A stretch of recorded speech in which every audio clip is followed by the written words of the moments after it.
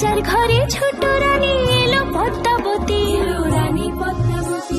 রাজার আরো 6টি রানীর ছিল না সন্তান, পদ্মাবতীর কোলালোতে মিলল সমাধান।